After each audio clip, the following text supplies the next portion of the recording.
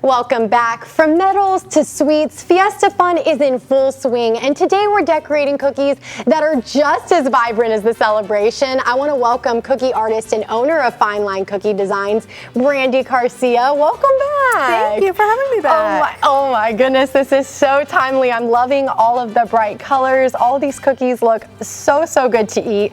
Okay, so for our viewers at home, there's a lot going on, but we're going to start with Fiesta. Yes. What was your inspiration? What's kind of the vibe going right here? I mean, Fiesta is always so fun with all the bright colors, so I kind of played on that, and it just so happens, you know, Spurs playoff season, so play on the Spurs Fiesta colors as well.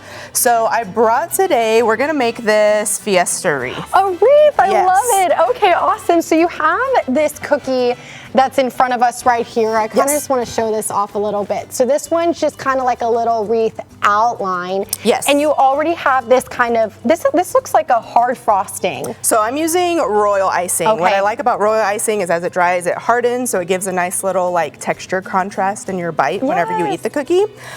So I already have a lot of things prepped for us. Of course. So we're gonna start by making some royal icing transfer flowers. Whoa. Okay. So you're basically gonna be making giant sprinkles. So I'm using royal icing, the same that we already have on the cookie, and we're gonna do some pressure piping. Okay, let's do it. So first things first, let's hold the big part of the bag in the palm of our hand. Okay. And then we're using the clip art on here as our guide. So pressure piping, we're just doing varying degrees of pressure on the bag to squeeze. Kind of want to show people, so it's just got like, it's just got like these little flowers over here for people. Okay, yeah, and so it's just like clip art that I printed from my computer, and then I have a cellophane bag on top that we're using to be able to see that flower to guide us. So we're squeezing a dot. I noticed you're putting a lot of pressure. Yes. So squeezing pressure a dot at and the then top and then pulling. Okay, that looks a lot better than my first one. Okay, And then we want the petals to touch each other so that when we pull these off after they're dry, the flower stays together. Yes, and you told me that you just printed this online? Yeah, I just printed a little clip art. So easy. I like using royal icing transfers to do different details.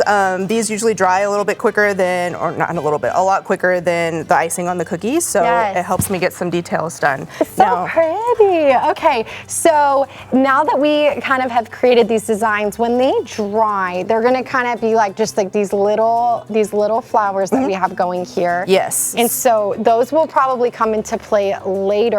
But when it comes to this bottom part of the cookie, what are we doing? So this is the easiest part of the decorating. Hey, I'll take it. You're just mixing up your colors to just kind of do a pattern of just some squiggly lines. And again, just squeezing the bag, doing a little bit of pressure to get different thicknesses. You can make them squiggly, you can make them straight.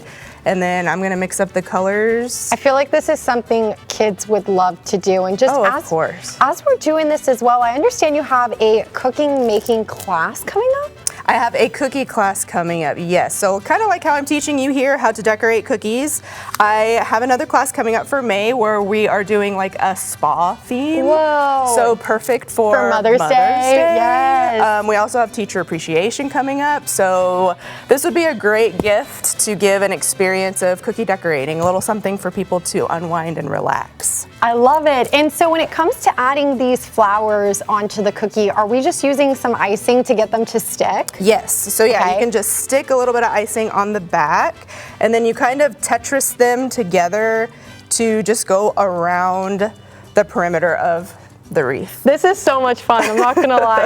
I love to bake, but like usually, you know, baking is a science, so usually you're just like measuring and doing all of those things. This is definitely a blast for sure, and I know that you're on Instagram, you're always giving people tutorials online as well. If people want to find more information on Fine Line, they want to reach out to you, get some of these Fiesta cookies, where can they go?